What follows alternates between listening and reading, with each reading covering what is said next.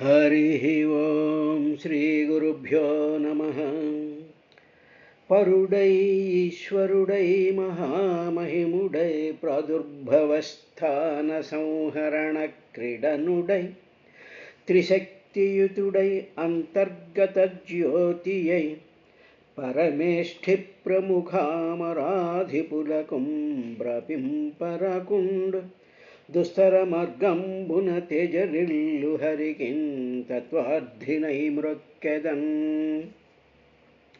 ఏ విభు వందనార్చనములు ఏ విభు చింతయు నామకీర్తనంబు ఏ విభులీలలు అద్భుతములు ఎప్పుడు సంశ్రవణంబు సేయ దోషావలి బాసి లోకము శుభాయత వృత్తి చలంగునండ్రు నేనా విభునాశ్రయించద అఘౌఘ నివర్తను భద్రకీర్తను.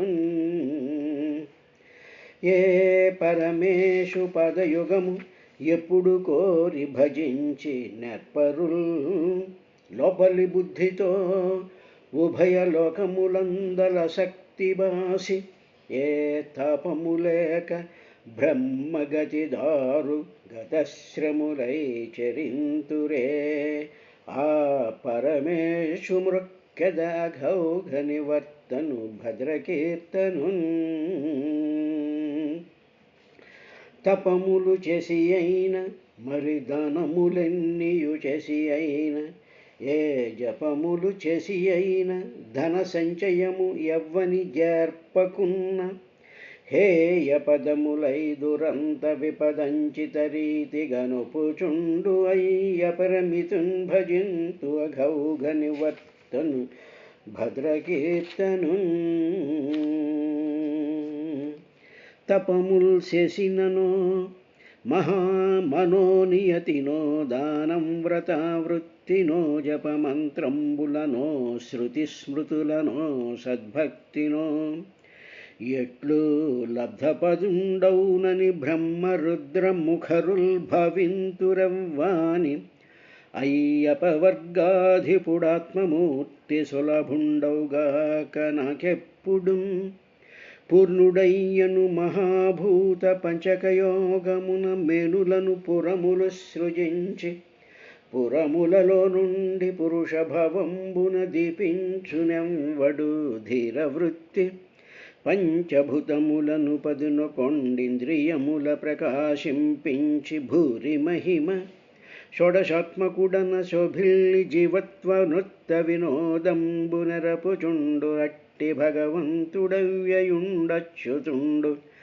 మానసోదిత వక్పుష్పమాలికలను మంజునవరస మకరంద మహిమలొట్ట శిష్ట హృద్భావలీలల చేయుగాత. హరి ఓం శ్రీ గురుభ్యో నమః.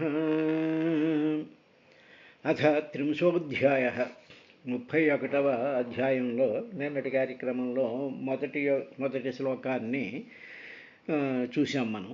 దాంట్లో కపిల మహర్షి దేవహూతికి, అమ్మ, ఈ వాయువు ప్రచండమైనటువంటి వేగంతో వీస్తూ ఉండేటువంటి సందర్భంలో దాని యొక్క తాకిడికి మేఘాలన్నీ కూడా చెల్లాచెదరైపోతూ ఉంటాయి. అలా అవుతూ ఉండేటువంటి మేఘాలకి తాము ఈ వాయువు యొక్క వేగం వల్ల ఈ విధంగా చెల్లాచెదరైపోతున్నాము, లేకపోతే ఇటు అటు వెళ్ళిపోతున్నాము అనేటువంటి విషయం వాటికి ఏ విధంగా అయితే తెలియదో అలాగే కాల్యమానోపి బలినో వాయోరివ ఘనావిలహ ఘనావలిహి అని కాలం యొక్క మానం వల్ల, అంటే కాలం యొక్క ఆ వేగం వల్ల ఉరు విక్రమం గొప్ప ప్రభావం తెలియటం లేదు ఎవరికి కూడా. ఎవరికి అంటే మానవులు ఎవరికి కూడా తెలియటం లేదు. ఈ జనులకి కాలం కాల్యమాన అపి తస్య ఉరు విక్రమం ప్రభావం నవేద తెలియకుండా ఉన్నారమ్మా అని చెప్పాడు. ఇది మామూలుగా మనం ఆలోచించుకున్నట్టయితే మనకు కాలం యొక్క స్ఫురణ ఏమాత్రము ఉండదు. కాలం యొక్క స్ఫురణ లేకుండా దాన్ని పక్కన పెట్టేసేసి మిగతా పనులన్నీ కూడా మనం చేసేస్తూ ఉంటాము అనేటువంటి విషయాన్ని పదే పదే కూడా ఆయన గుర్తు చేస్తూ తర్వాత శ్లోకంలో ఈ జీవులు ఏ విధంగా ప్రవర్తిస్తూ ఉంటారు ప్రపంచంలో అనేటువంటి విషయాన్ని ఆయన చెప్తూ, దీనికే ఈ మొదటి శ్లోకానికే పోతన గారు నెరినిట్టి నిఖిల లోకేశ్వరుని పరాక్రమము తెలియ సామర్థ్యంబు ఎవ్వరికి కలగదు, మేఘము గరువలి విక్రమము తెలియగాలేని గతిన్. మేఘము కరువలి విక్రమం తెలియగాలేని గతిన్. ఆ భగవంతుడి యొక్క శక్తిని తెలియకుండా మేఘాలు ఏ విధంగా అయితే చెల్లా చెదిరైపోతే అలాగా అమ్మా ఈ పరాక్రమం తెలియ సామర్థ్యం ఎవ్వరికి గలదు. ఎవరికీ కూడా పరమాత్మ యొక్క కాలం యొక్క సామర్థ్యం ఎవరికీ కూడా తెలియదమ్మా అని చెప్పిన తరువాత రెండవ శ్లోకంలో యం యమర్థముపాదత్తే దుఃఖేన సుఖహేతవే తం తం ధునోతి భగవాన్ పుమాన్ శుచితి యత్కృతే. అమ్మ లోకంలో ఒక విధమైనటువంటి తమాషా ఉంది, ఒక చమత్కారపూరితమైనటువంటి రహస్యం ఒకటి ఉందమ్మా. అది ఏమిటి అంటే పుమాన్, ఈ మానవుడు ఏం చేస్తూ ఉంటాడంటే సుఖహేతవే, సుఖాల కొరకని చెప్పి దుఃఖేన ఉపాదత్తే, ఏం చేస్తూ ఉంటాడంటే ఈ మానవుడు తాను సుఖం పొందాలి అనేటువంటి ఒక భావం ఉంటుంది ప్రతి మానవుడికి, ప్రతి జీవికి కూడా సుఖపడాలి అనేటువంటి ఒక ఉద్దేశం ఉంటుంది. ఆ సుఖం పొందడం కోసం అని చెప్పి వీడు ఏం చేస్తుంటాడే దుఃఖేన యం యం ఉపాదస్తే, ఇప్పుడు ఆ సుఖం పొందడం కోసం అని చెప్పి వీడు దుఃఖాన్ని దుఃఖపడుతూ ఉంటాడు. అంటే నువ్వు సుఖపడాలి అనేటువంటి మనసులో నీకు ఉన్నప్పుడు కష్టపడాలి. ఎప్పుడైతే నువ్వు కష్టపడ్డావో ఆ కష్టంలో నీకు దుఃఖం వస్తుంది. కాబట్టి అటువంటి ఆ సుఖం అనేటువంటి అర్థం, ఆ సుఖం అనేటువంటి వస్తువుని సంపాదించడం కోసం అని చెప్పి దుఃఖేన, దుఃఖాన్ని వీడెప్పుడు పొందుతూ ఉంటాడమ్మా. ఇలాగా భగవాన్ ఇలా పొందాడు, సుఖం పొందాడు. సుఖం అనేక రకాలైనటువంటి రూపాల్లో సుఖం పొందుతూ ఉంటాడు. వస్తువుల రూపంలో, బంధువుల రూపంలో, ధనం రూపంలో, రకరకాలైనటువంటి సంపదల రూపాల్లో వీటిల్లో ఏదో సుఖం ఉంది అనుకుంటాడు. ఉంది. ఆ ఉండేటువంటి ఆ సుఖాన్ని పొందడం కోసం వీడు ఎంతో కష్టపడుతూ ఉంటాడు. పొద్దున్న 6 వెళ్ళిపోతాడు, రాత్రి 12 వరకు కూడా వ్యాపారం అని, వ్యవసాయం అని, ఉద్యోగం అని, తర్వాత కాయ కష్టం అని, ఇలాగా రకరకాలైనటువంటి కష్టాలు, భౌతికమైనటువంటి కష్టాలు. ఆ భౌతికమైనటువంటి కష్టం చేస్తూ ఉండేటువంటి సందర్భంలో మానసికమైనటువంటి కష్టాలు, రకరకాలైనటువంటి ప్రకృతి విలయాలు ఇవన్నీ కూడా కలుగుతూ ఉంటాయి. కలిగిన తరువాత వీడికి కష్టే ఫలే, ఈ కష్టం వల్ల నాకు ఫలం వచ్చింది అనుకుంటాడు. ఆ ఫలం ఏమిటి అంటే ఏదో ఒకటి డెఫినెట్గా వస్తుంది కదా. ఆ వచ్చినటువంటి ఆ ఫలాన్ని చూసుకుని వీడు సంతృప్తి పొందుతాడు, లేకపోతే సుఖభావాన్ని ఒకదాన్ని పొందుతూ ఉంటాడు. ఇలాగా ప్రతిరోజు ప్రతి క్షణము కూడా కష్టపడి ఫలాన్ని పొంది ఆ ఫలంలో ఏదో ఒక సుఖం ఉంది అనుకుని వీడు ఉంటాడు. ఇది మామూలుగా సహజంగా జరిగేటువంటి విశేషమే. ఒక జంతువు వేటాడాలి అంటే పులి పరిగెట్టినప్పుడు దానికి ఆయాసం వస్తుంది, దానికి ఒక శక్తి ఉడుగుతుంది. అప్పుడు దాన్ని ఏదో కొట్టిన తర్వాత ఆ మాంసాన్ని తింటుంది. అమ్మయ్య సంతృప్తిగా తిన్నాను అని చెప్పేసేసి అది అలా కాసేపు సుఖంగా ఉంటుంది. మళ్ళీ ఆకలి మొదలెట్టేటప్పటికి మళ్ళీ కష్టం, మళ్ళీ సుఖం, మళ్ళీ కష్టం, మళ్ళీ సుఖం. అంటే జనన మరణాల సైకిల్లో ఏ విధంగా అయితే ఉంటాయో సుఖం కోసం అని చెప్పి కష్టాలు పడుతూనే ఉంటారు. దుఃఖేన ఉపాదత్తే దుఃఖేన సుఖహేతవే, అంటే సుఖం పొందాలి అనేటువంటి కారణం చేత ఉపాదత్తే దుఃఖేన అదర్థం. ఆ వస్తువును, సుఖం అనేటువంటి వస్తువుని పొందడానికి చేస్తూ ఉంటాడమ్మా. ఇది సాధారణంగా అందరికీ తెలిసినటువంటి విషయమే. కానీ ఇంతవరకే ఊహిస్తూ ఉంటాం మనం. కానీ భగవాన్ తం ధునోతి, కానీ యత్కృతే, దేని కొరకైతే పురుష పుమాన్, ఈ పురుషుడు కష్టపడి సుఖాన్ని పొందుతూ ఉంటాడో, దేని కొరకైతే యత్కృతే, దేని కొరకైతే వీడు పని చేస్తూ ఉంటాడో, కష్టపడుతూ ఉంటాడో, అలా వచ్చినటువంటి ఫలాన్ని ఏం ఆ కాలం ఏం జరుగుతుంది? భగవాన్ తం తం ధునోతే. భగవాన్ కాలస్వరూపుడైనటువంటి ఆ భగవంతుడు తం ఆయా వస్తువుల్ని, ఆ కష్టాల యొక్క ఫలాల్ని, సంపాదించినటువంటి వాటిలన్నిటినీ కూడా ధునోతే వినాశనం చేసి పారేస్తాడమ్మా అన్నాడు. అంటే ఏమిటన్నమాట? నువ్వు ఎంత కష్టపడి సుఖాన్ని సంపాదిస్తున్నాను అని నువ్వు అనుకున్నా, ఆ సుఖం అనేటువంటిది నిత్యం కాదు, అది శుద్ధం కాదు, అది జ్ఞానం కాదు, అది పవిత్రమైనటువంటిది కాదు. ఏదో శారీరకమైనటువంటి సుఖం, మానసికమైనటువంటి సంతృప్తి, ఆ విధంగా నువ్వు కష్టపడి ఏదో సింపుల్ ఎగ్జాంపుల్ అంటే ఏదో కష్టపడి ఏముండే అక్కడేవో చాలా అద్భుతమైనటువంటి చీరలు ఉన్నాయట అని చెప్పి బయలుదేరేటప్పుడు ఏ కారు ఎక్కుతో, కారు ఎక్కిన తర్వాత దానికి పెట్రోలు, దానికి డ్రైవరు, ఆ తర్వాత అక్కడికి వెళ్ళిన తర్వాత ఏమో నీకు అవేవో సెలెక్ట్ చేస్తావు, వాడు ఇంత అంటాడు అంత అంటాడు, ఇలాగ బేరం ఆడతావు, ఆ చీర అంతా పట్టుకొస్తావు, తీసుకొచ్చి దాన్ని ఏదో కడతావు, కట్టిన తర్వాత దాన్ని ఏదో వాషింగ్ మిషన్లో వేస్తావు, అదే చిరిగిపోయింది అనుకోండి. అంటే ఏమిటన్నమాట? ఆ చీర ఏదో కొనుక్కుని సింగారించుకుందాం అనుకునేటువంటి సందర్భంలో అదంతా కూడా నీకు ధునోతి వినాశనం అయిపోతుంది. మళ్ళీ కొంతకాలం అయ్యేటప్పటికి ఈ చీర బాగోలేదు, ఇంకొక చీర, ఇలాగ కష్టం సుఖం వీటిల మధ్యలో ఉంటూ ఉంటావు. ఇలాగ నీకు దుఃఖాన్ని కలిగించి ఆ వస్తువుల్ని వినాశనం చేసి దైవం ఏం చేస్తాడు? తుడిచిపెట్టేస్తూ ఉంటాడు. ధునోతి, ధోన అంటాం, ధోన అంటే తుడిచేయడం అన్నమాట. ధునోతి అటువంటి అసాధారణమైనటువంటి అల్పమైనటువంటి సుఖాలని తుడిచేస్తే ఇక మిగిలింది ఏమిటంటే శోచతి, నీకు మిగిలేటువంటిది దుఃఖమే. సుఖం అనుకుంటున్నావు కానీ అమ్మా అది దుఃఖమే అవుతుంది సాధారణమైనటువంటి మానవులకి అని చెప్పిన తరువాత దీనినే పోతనగా మగువా విను సుఖహేతుక మగు అర్థము దొరకమికి. సుఖహేతు అయినటువంటి ప్రయోజనం దొరకకపోతే, అది కొంచెం కఠినంగా ఉన్నప్పుడైతే దొరకమికి మహాదుఃఖమునం తగులుదురు. ఇప్పుడు ఆ సుఖం కూడా అని చెప్పి మహాదుఖాల్లో తగులుకుంటూ ఉంటారు. ఇది అంతయు ఆ భగవంతుని ఆజ్ఞ చేసి ప్రాణులు మరియు. ఇదంతా కూడా దేనివల్ల జరుగుతోంది అంటే భగవంతుడి యొక్క ఆజ్ఞ చేత ఇవన్నీ జరుగుతూ ఉన్నాయి. అంటే మనకి ఏదైనా ఒక వస్తువు కావాలి, దీన్ని సంపాదించాలి అని మనం అనుకున్నాం అనుకోండి, దానికి చాలా కష్టపడతాం. కష్టపడిన తర్వాత అది దొరికినా ఆ దొరికినటువంటిదేమో వెంటనే పోతుంది, లేదు దొరకలేదు అనుకున్నా దుఃఖం మిగులుతుంది.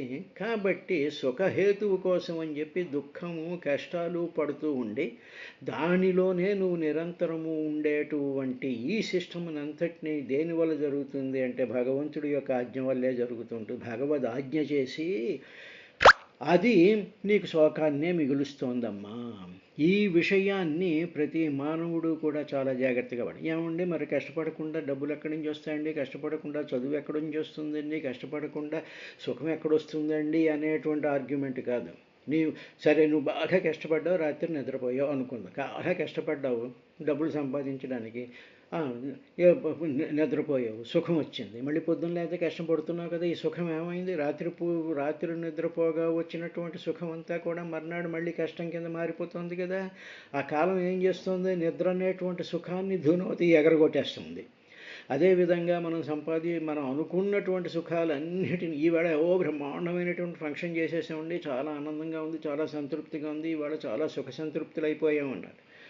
మర్నాడు ఇంకేం ఉండదు. ఉండకపోయేటప్పటికప్పుడు ఏం చేసి ఇప్పుడు పడ్డటువంటి సుఖం ఏమైపోయింది, ఇప్పుడు పడ్డటువంటి తృప్తి ఏమైపోయింది? ధునోతి, వాషౌట్.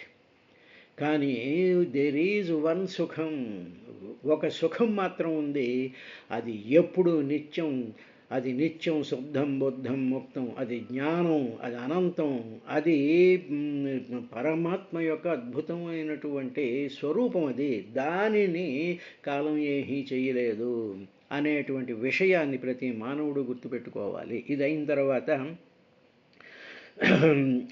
అసలు ఈ దుఃఖం, ఈ సుఖం పొందడం కోసం కష్టం చేయడం అనేటువంటిది ఎందుకు జరుగుతోంది అనేటువంటి విషయం దేవహూతి ఆయన అడిగితే అప్పుడు ఆయన ఈ విధంగా సమాధానం చెప్పాడు. యద్ అధ్రువస్య దేహస్య సానుబంధస్య దుర్మతి ధ్రువాణి మన్యతే మోహాద్గృహక్షేత్రవసూని చ. అమ్మ సుఖం కోసం కష్టపడుతున్నాడు కదా, ఏదో సుఖం వచ్చిందనుకున్నాడు కదా, ఆ సుఖాన్ని కూడా భగవంతుడు కాలం యొక్క స్వరూపంతో అది ధునోతి నాశనం అయిపోతుంది కదా. ఎందుకయా దీనికి ఎందుకు ఈ విధమైనటువంటిది కలుగుతోంది, ఈ విధంగా ఎందుకు కలుగుతోంది అని ప్రశ్నించినట్లయితే, యత్ ఎందుకంటే అమ్మా ఈ విధంగా ఎందుకు జరుగుతుందంటే కారణం ఎక్కడుందంటే దుర్మతి. దుర్మతి అంటే మందమతి. ఈ మానవుడికి ఆలోచన ఎక్కువ ఉండదు, ఏదో కష్టపడిపోతే ఈ సుఖం వచ్చేస్తుంది అంతే, అంతవరకే వీడు ఆలోచిస్తూ ఉంటాడు. అటువంటి దుర్మతి, మతి అంటే బుద్ధి, దుర్మతి అంటే అంతవరకే లిమిటెడ్గా ఆలోచించేటువంటి జీవుడు ఏం చేస్తూ ఉంటాడంటే, కారణం ఏమిటి అంటే వీడికి కారణం ఏమిటంటే ఈ అధ్రువస్య. అధ్రువస్య అంటే ఏమిటి, ధ్రువము అంటే స్థిరంగా ఉండేటువంటిది, స్థిరంగా ఉండేటువంటి దాని మీద, స్థిరంగా ఎప్పుడూ ఉండేటువంటి సుఖం మీద వీడి దృష్టి ఉండదు. అధ్రువస్య టెంపరీగా వచ్చేటువంటి సుఖాలు సంతృప్తుల మీదే వీడి దృష్టి వెళ్ళిపోతూ ఉంటుంది. తర్వాత ఇక రెండవది ఏమిటి అంటే అధ్రువస్య అంటే అశాశ్వతం. It is not permanent, it is temporary. ఆ టెంపరీగా ఉండేటువంటిది ఏమిటి, దేహస్య. దేహానికి సంబంధించినటువంటి గృహక్షేత్ర వసూని చ మోహాత్. దేహమే అశాశ్వతం నెంబర్ 1. తర్వాత ఈ దేహంలో ఉండేటువంటి దుర్మతి, ఆలోచించలేనటువంటి చాలా ఫికిల్ మైండెడ్గా ఉండేటువంటి దుర్మతి, ఆ మతి, ఆ ఆలోచనలు అధ్రువస్య అశాశ్వతమైనటువంటి దేహానికి సంబంధించినటువంటి గృహక్షేత్ర వసూని చ మోహాత్. దేహమే అశాశ్వతం. తర్వాత ఆ దేహానికి సంబంధించినటువంటి గృహాలు అంటే ఇళ్ళు, ప్లాట్లు, ఫ్లాట్లు, తర్వాత ఏమో క్షేత్ర అంటే ప్లాట్లు, భూములు, తర్వాత వసూని అంటే సంపదలు, ఏదో ఆభరణాలని, చీరలని, తర్వాత ఏమో ఎఫ్డీలని, ఇలాగ వీటిల మీద ఇవన్నీ కూడా మళ్ళీ అశాశ్వతమైనటువంటివే. ఇల్లని, పొలం అని, తర్వాత సంపదలని అని వాటి మీద మోహాత్, వాటి మీద అజ్ఞానంతో ఉన్నాడు. అవన్నీ కూడా టెంపరీ. అవి ఎప్పుడూ నీకు హెల్ప్ చేసేటువంటివి ఏమాత్రం కాదు. ఉదాహరణకి ₹1,00,000 బ్యాంకులో ఉందనుకోండి, నీ దగ్గర లేదు, నువ్వు దాన్ని ముట్టుకోలేదు, దాన్ని ఏం చేయలేదు, అందులో ఉంటుంది అది. ఈ లోపల ఏదో ఖర్చో, ఏదో రోగమో ఏదో వస్తుంది, అంటే అది ఖర్చు అయిపోతుంది. ధ్రువాణి అది అధ్రువము, అశాశ్వతమైనటువంటిది కాదు. అదేవిధంగా అశాశ్వతమైనటువంటి దేహం కోసం అని చెప్పి అశాశ్వతమైనటువంటి అధ్రువస్య, అశాశ్వతమైనటువంటి గృహక్షేత్ర వసూని మోహాతే, వీటి మీద మోహం పెంచేసుకుంటూ ఉంటాం. వీటి కోసం నువ్వు కష్టపడిపోతావు. గృహాలు సంపాదించాలి, క్షేత్రాలు సంపాదించాలి, సంపదలు సంపాదించాలి అనేటువంటి విషయంలో చాలా కష్టపడిపోతుంటావు, చాలా వర్క్ చేసేస్తూ ఉంటావు, ఇవన్నీ చేస్తూ ఉంటావు. తరువాత అది చేస్తూ ఉంటా నెంబర్ 1. ఇక నెంబర్ 2 ఇంకా నువ్వేమనుకుంటా, ధ్రువాణి మన్యతే. నీ శరీరం ధ్రువాణి అంటే శాశ్వతము అని మన్యతే నువ్వు భావిస్తూ ఉంటావు. ధ్రువాణి వేటిని నువ్వు శాశ్వతం అనుకుంటున్నావు అంటే అశాశ్వతమైన దేహానికి సంబంధించినటువంటి గృహక్షేత్ర వసూని ధ్రువాణి మన్యతే. ఇవన్నీ కూడా శాశ్వతం అనుకోవడం వల్ల నీకు ఎప్పుడు శోకం మిగులుతోంది. ఈ దేహం శాశ్వతం, ఈ దేహం పర్ఫెక్ట్గా ఎప్పుడు ఆరోగ్యంగా ఉంటుంది, మంచి బలంగా ఉంటుంది, రాళ్ళు తిన్నా అరిగించేసుకున్నాను అనుకుని ఉంటావు. కొంత వయసు వచ్చేటప్పటికి ఏదో అనారోగ్యం రావడం, లేకపోతే ఏదో ఒక ఇబ్బంది రావడం, ఇబ్బంది వచ్చేసేటప్పటికప్పటికి ఏమైపోతుంది, అజ్ఞానంతో నా శరీరం ఇంత గొప్పది, నా శరీరం నాకు ఎంత ఆరోగ్యం ఉంది, నేను ఇన్ని పనులు చేశాను, నేను ఇంత సాధించగలను అని విర్రవీగిపోయినటువంటి స్థితి. అది శాశ్వతం అనుకుని ధ్రువాణి మన్యతే, అదే శాశ్వతం అనుకుంటూ కూడా నువ్వు ఏం చేస్తున్నావు అంటే అశాశ్వతమైనటువంటి దేహాన్ని నమ్ముతున్నావు. అమ్మా, మానవుడు శాశ్వతమైనటువంటి, నిత్యమైనటువంటి, శుద్ధమైనటువంటి, బుద్ధమైనటువంటి, ముక్తమైనటువంటి, జ్ఞానమైనటువంటి, అనంతమైనటువంటి ఆ పరమాత్మను నువ్వు మాత్రం నమ్మటం లేదు, దాని యొక్క స్పృహే నీకు ఉండటం లేదు. నీకు అంటే అమ్మ ఈ జీవులకి ఎవరికి ఉండటం లేదు. అశాశ్వతమైనటువంటి వాడిని శాశ్వతం అనుకుంటూ, శాశ్వతమైనటువంటి వాటిని అశాశ్వతం అనుకుంటూ జీవితాన్ని గడుపుతూ ఉంటారు అనేటప్పటికీ ప్రతి వాళ్ళకి డౌట్ వస్తుంది. మరి ఏమిటండి ఇవన్నీ పనులు చెయ్యాలి కదా, ఇవన్నీ చెయ్యాలి, చెయ్యి, తప్పకుండా చెయ్యి, కానీ వాటి మీద నీ దృష్టి తక్కువ పెట్టు. అవి అశాశ్వతము, ఇవి ఓన్లీ టెంపరరీ, ఇవి ఓన్లీ మనకి ఏదో కాస్త రిలాక్సేషన్ ఇవ్వడానికో, కాస్త సంతృప్తి ఇవ్వడానికో, మనం జీవనం గడపడానికి మాత్రమే ఇవి పనికొస్తాయి అని చెప్పి నిన్ను ఉత్తమమైనటువంటి లోకాలకి, ఉత్తమమైనటువంటి స్థితికి, మనోశాంతికి, ఆరోగ్య స్థితుల్లోకి, మహత్తరమైనటువంటి జ్ఞానంలోకి తీసుకెళ్ళేటువంటి శాశ్వతమైనటువంటి ధ్రువమైనటువంటి పరమాత్మ యొక్క స్వరూపాన్ని తలుచుకోవాలి అనేటువంటి డైమెన్షన్ యాడ్ చెయ్యాలి అని భాగవతం చెప్తోంది. తర్వాత ఇంకా అమ్మా అశాశ్వతమైనటువంటి దేహాన్ని నమ్మడమే కాకుండా, శాశ్వతం అనుకోవడమే కాకుండా, అశాశ్వతమైనటువంటి వస్తుజాలాలన్నింటినీ కూడా శాశ్వతం అనుకుంటూ ఉండడం వల్ల వీడికి దుఃఖం కలుగుతోంది అని చెప్పి, ఇక రెండవది ఏమిటంటే జంతుర్వైభవ ఏతస్మిన్ యాం యాం యోని మనోవ్రజేత్ తస్యాం సలభతే నిర్వృతిం నవిరజ్యతే. ఇంకా అమ్మ వీడు ఇంకా ఇవన్నీ చూస్తూ, ఇవన్నీ తెలుసుకుంటూ, వీటిలో ఆలోచిస్తూ, తన కళ్ళ ముందు ఇవన్నీ అశాశ్వతము, ఇవి టెంపరరీ, ఈవేళ ఉండేటువంటి ఆరోగ్యం రేపు ఉండటం లేదు, ఈవేళ ఉండేటువంటి ₹1,00,000 మర్నాడు ఏదో అవసరం వచ్చేటప్పుడు ఖర్చు అయిపోతుంది అనేటువంటి విషయాలని గ్రహిస్తూ కూడా వీడికి ఏ విధమైనటువంటి విరక్తి కలగటం లేదు. దేహం మీద విరక్తి కలగటం లేదు, వస్తుజాలాల మీద విరక్తి కలగటం లేదు, ఆరోగ్యాది విషయాల మీద విరక్తి కలగటం లేదు. నిన్ను బాగా పొగిడేసేటువంటి మనుషుల్ని ఇంటి చూడకుండా మొహం పక్కకు తిప్పేసుకుని వెళ్ళిపోతున్నా కూడా నీకు ఇంకా విరక్తి కలగటం లేదు. వాళ్ళ ప్రాకులాట ఏదో పడాలి అని చెప్పి నిరంతరం తపన పడుతూనే ఉంటావు. అయినా కూడా నీకు విరక్తి కలగటం లేదు అని రెండవ కారణం ఆయన చెప్పినటువంటి జంతుర్ ఏ వైభవ ఏతస్మిన్. అమ్మ ఏతస్మిన్ ఈ భవే సంసారంలో సహా అట్టి జంతు వై జీవుడు, జంతు స్వరూపం అంటే జీవస్వరూపంతో కూడుకున్నటువంటి ఆ జీవుడు ఉన్నాడే, యాం ఏ యోనిం ఏ యోనుల్లో కూడా వాడు జన్మించిన అనువ్రజే పొందుతూ ఉంటాడు. ప్రారంధ కర్మం వశాత్తు వాడికి అనేక రకాలైనటువంటి జన్మలు వస్తుంటే అనేక రకాలైనటువంటి యోనుల్లో వాడు పుడుతూ ఉంటాడమ్మా. పుట్టినప్పుడు కూడా తస్యాం ఆ యోనుల్లో నుంచి పుట్టి ఆయా జన్మలు ఎత్తినటువంటి అప్పుడు కూడా నిర్వృతిం సుఖమును ఆ యోనుల్లో ఉండేటువంటి ఆ జన్మల్లో ఉండేటువంటి సుఖాలని లభతే పొందుతూ ఉన్నాడు. ఇప్పుడు ఓ మానవ జన్మ నుంచి కుక్క జన్మ ఎత్తాడు అనుకోండి. కుక్క జన్మ ఎత్తిన తర్వాత వాడు ఏం చేస్తుంటాడు, కింద పడేసినట్టు ఎంగులాకులు తినడం, ఏదో మాంసం ముక్కలు తినడం, ఎముక ముక్కలు తినడం, అందరి చేత చీచి అనిపించుకుంటూ ఉండడము, ఇవన్నీ చేస్తూ ఉంటాడు వాడు. అలా ఉంటూ కూడా నేను ఏదో చాలా సుఖం పొందుతున్నాను, నాకు ఈ మాంసం మొక్క దొరికింది, నన్నేమో వాళ్ళు ఇది చేశారు, నేను ఇటు అటు తిరుగుతున్నాను అనేటువంటి దానినే సుఖం కింద వాడు భావిస్తూ ఉంటాడమ్మా. కానీ నా విరాజ్యతే, వాడికి ఏమాత్రం విరక్తి కలగటం లేదు.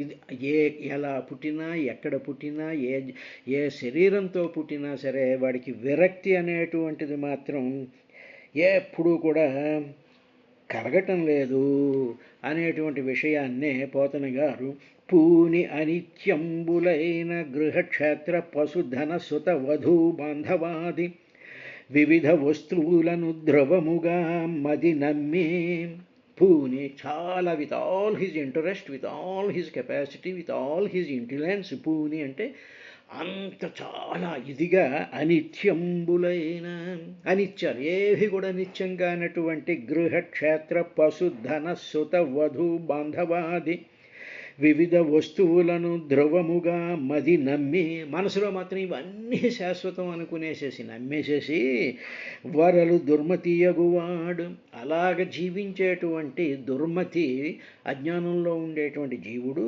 జంతు సంఘాతమగు దేహ సంబంధమున నిల్చి, వాడు మరణించిన తర్వాత రకరకాలైనటువంటి జన్మల్లోకి వచ్చే ఆ జన్మలతో వీడు సంబంధం పెట్టుకుని దేహ సంబంధమున నిలిచి అర్ధినయ్యోనులందు జొరగ అనుగమించును వానియందు విరక్తుండుగకయుండును.